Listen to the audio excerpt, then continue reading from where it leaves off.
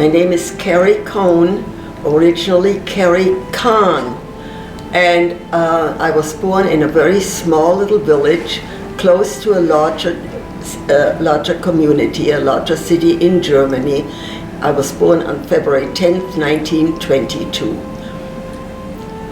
The first years of my life were absolutely wonderful. Everything, I lived in a loving, wonderful, Orthodox Jewish community, and all the other Jewish families in that small village. There must have been at that time approximately 10 to 12 families, Jewish families, all wonderful. We had a beautiful little synagogue, which I just absolutely loved. I went to school from first grade on to the city, which is Würzburg in Bavaria, and an Orthodox Jewish school. I went there, and the first few years were absolutely wonderful. By the time I was about 10 years old, in other words, starting 32, 33, 34, we realized there was Nazism had begun, because Bavaria is really the seat of Nazism, close to Nuremberg, which most people are familiar with. I remember one incident. I may have been about 10 or 11 years old. As I said, I came off the train, because I took the train every day back and forth to school, and walked down the street going to my house, going home. And I noticed something glittering in the street, and like any child seeing something, a jewelry, like, I went, picked it up and ran home immediately to show to my father. My father took it out of my hand, turned white as snow, grabbed it out of my hand and threw it into the toilet. I still see myself standing there petrified. What did I do? Afterwards, I realized what it was, or I was told what it was, the Russian insignia that at that time was totally forbidden in Germany. Anything with communism was totally forbidden. That was actually my very first experience with the anti-Semitism. I went to school, as I said, until 6th grade in that Jewish school. 6th grade was the end of the school, because the Nazis closed all Jewish schools, and we were, as children, we were not allowed in any public school at all. So from there on, you either reread the books that you already have, or did absolutely nothing. There was no schooling. There was nothing that we could do about it. Life became a home life more. You did not dare go out into the streets too much. We had to go once in a while to get some food, but that was it. My father basically took care of us, because my mother had died when I was 9 years old. Okay. At that time already, I knew I had learned Hebrew, but of course the Ashkenazi Hebrew. But at that time, my older sister, who was 9 years older than myself, had already immigrated to Palestine, now Israel. And I knew the only place where I wanted to be was in Israel, was in Palestine. And I made arrangements through an organization to be able to immigrate there. A cousin of my father's immigrated with her family to Argentina, and they wanted me to go with them, and I said no, I could not. My father actually begged me to go with them. Maybe he felt I would be safer there. Anyway, I went to Palestine, and that was the beginning of a wonderful life. Henrietta Sold, one of the pioneers of Palestine, made it her mission to rescue as many German children out of Europe. And she was actually the benefactress. She was our savior, actually, because of Henrietta Sold, so many of us were able to escape Nazism, was able to get away from it. And the first group that I'm going back. Henrietta Sold established a small. It was known as a small Orthodox Jew youth village, and the group that I was in was actually the second group. The first group of children was 60. They were already there when I got there with my group of 60, and then we came. The one, as I said, saying goodbye to family, not knowing if we would see each other again, but hoping that we would, because in my opinion, or my childish opinion, I would say, I didn't expect Nazism to last forever. At that time, there was no talk yet of war. The one thing I remember of the train ride from Germany, it started out in München, or Munich, as we call it here, through to Trieste, Italy, on the train ride. All of a sudden, in the middle of the night, the train stopped. It was in a forest, dark, gloomy, and it was in November. I left November 9th, 1938. Kristallnacht. I left actually home November 7th, 1938, went on ship in Trieste on the 9th of November, not knowing what had gone on in Germany at the time. Anyway, the train stopped in the middle of the forest, and we didn't know what was going on.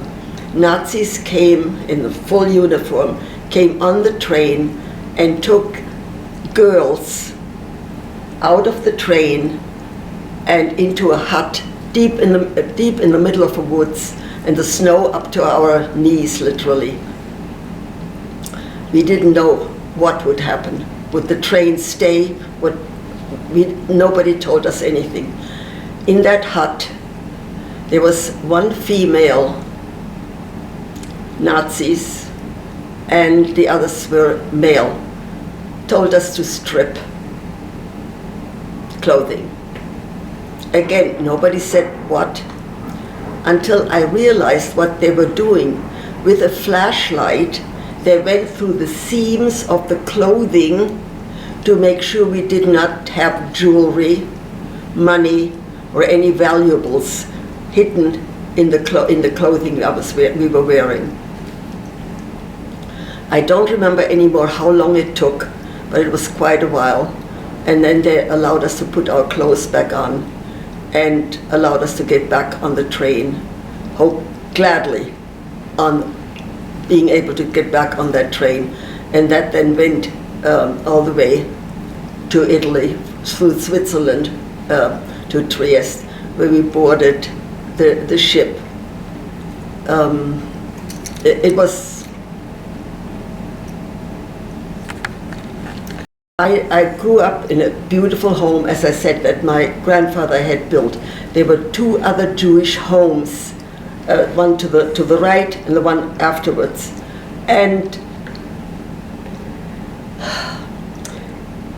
the Nazis marching and singing, you've all heard it on TV, how the boot stamping.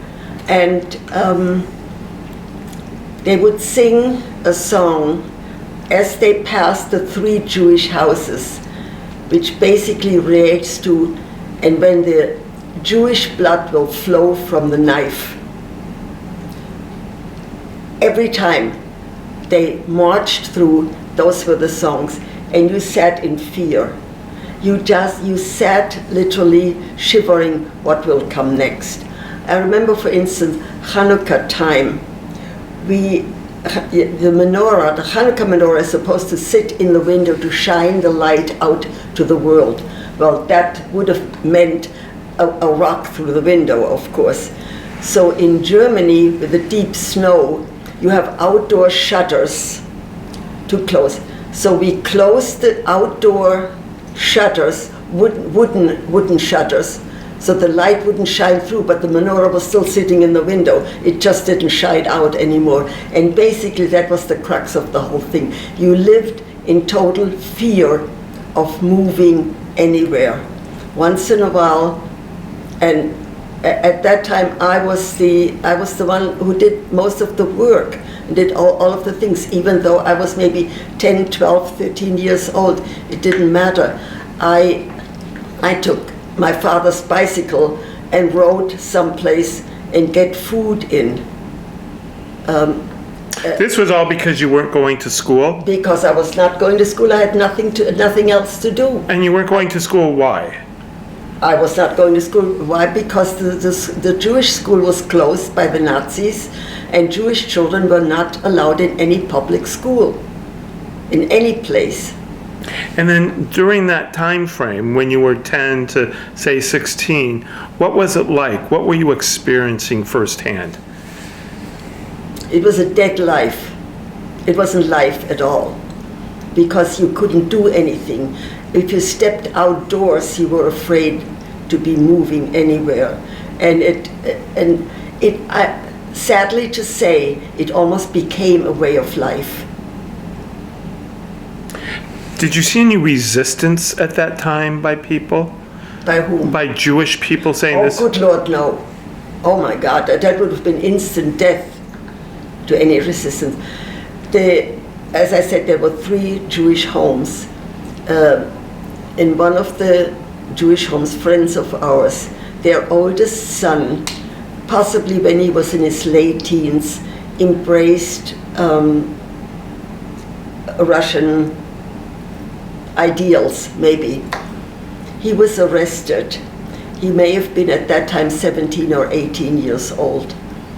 And he was in Buchenwald, which is near Munich. And we never expected to see him again. After 5 years, so he was in his early 20s then, after 5 years they released him with a rule that within 2 weeks' time he had to leave Germany. He was not allowed to be outside of his house, never talking to anybody.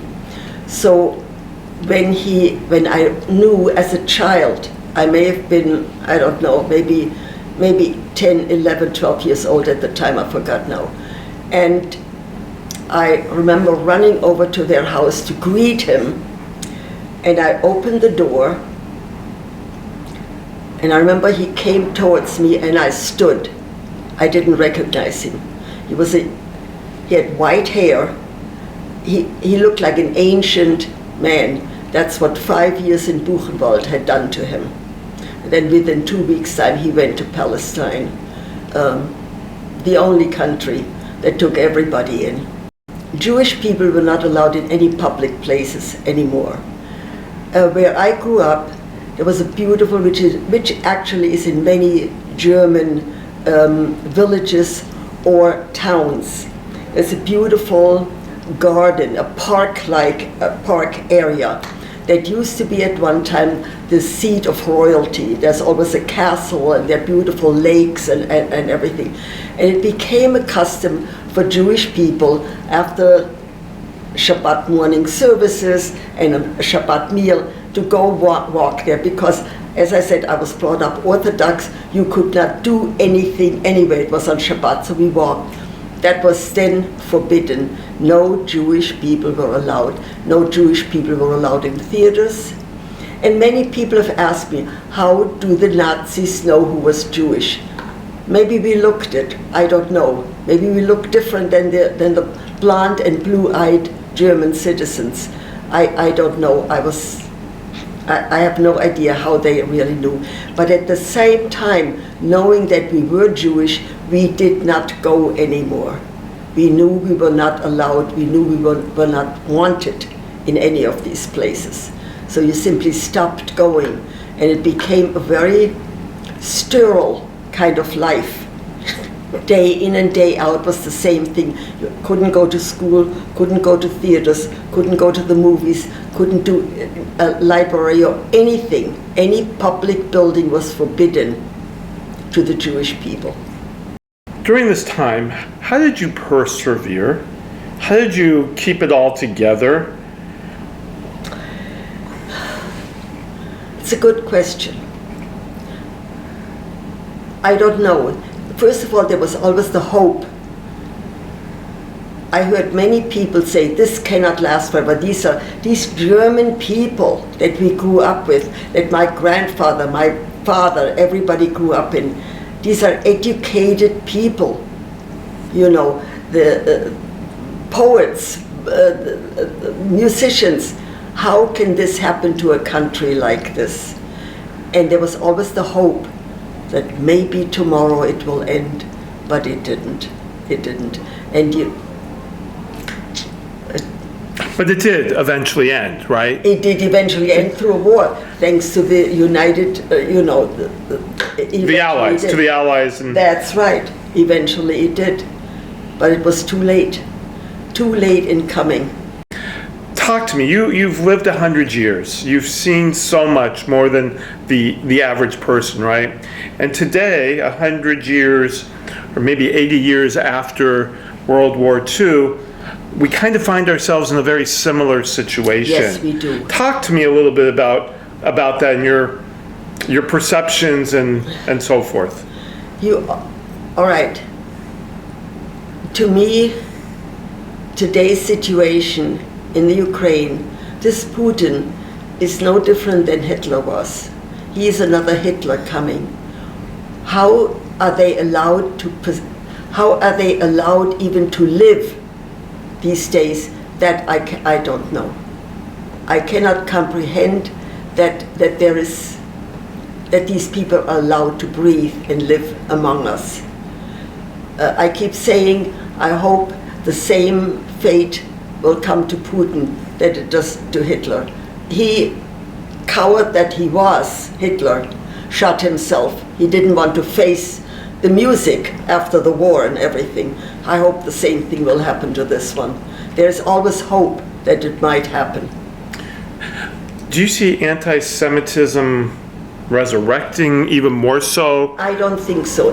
All right. First of all, the community that I live here in Eschaton, there is no division between Jews and Gentiles. There is no such thing. I have become friends with people who were born in Germany, but who live now, became American citizens, and we became friends. In fact, there was one family here who I absolutely adored. And many times I said to myself, that couple, actually, they saved me from the hatred that I felt for Germany. Wonderful couple. And the same thing with the one you met out here. There is no division between this one is Catholic or this one is Protestant or Jewish, makes no difference. We are having a Seder coming up. This is the second time we're doing a Seder here at Eschaton. And there are so many non-Jewish people here who want to attend. They're interested in the Hanukkah story, they're interested in everything. If you noticed in the entrance where we were sitting, they wanted a display of Passover items. Totally interested in asking intelligent questions. When I came to Israel, Palestine at the time still, I came to life. From the dead of Germany at the time, I came to life. I loved every day, I loved every work that we did, I loved being with 120 other people. I think I thrived at that time with that experience. It was a different, it was a happy way of life, in spite of the fact that at that time we were still attacked by the Arabs. We were shot by the Arabs. We lived in wooden huts, literally, that had iron bars on the inside with rocks between the wooden wall and the actual room, in order that if the shots came through, it wouldn't hit us.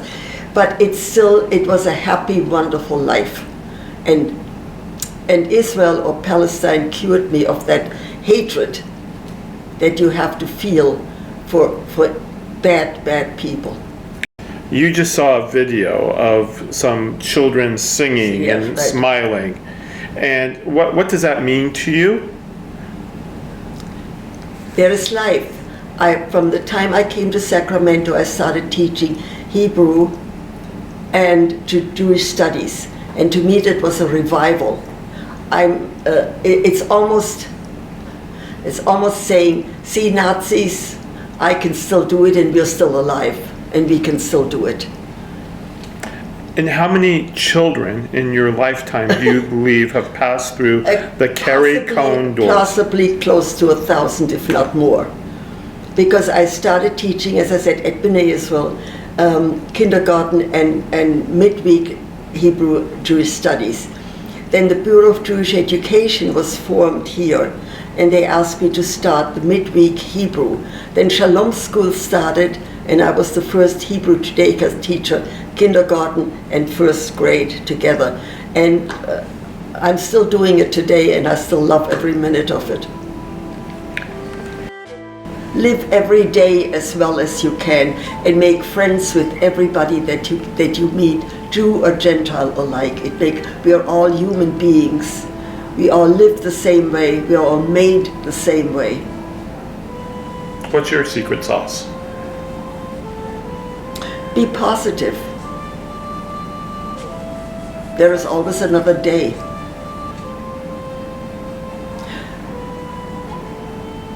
Do the right things in life. I think that's about the only thing. And when you go to bed at night, put your head down. Know you've done something decent or something good in your life. I have friends. I go visit the assisted living. Several people that I knew from here. And yesterday, non-Jewish, right? I went over there, and there's one lady. She's just adorable. And I said, "Okay, Lori, tell me." Easter is coming. From your childhood, tell me what you like the best.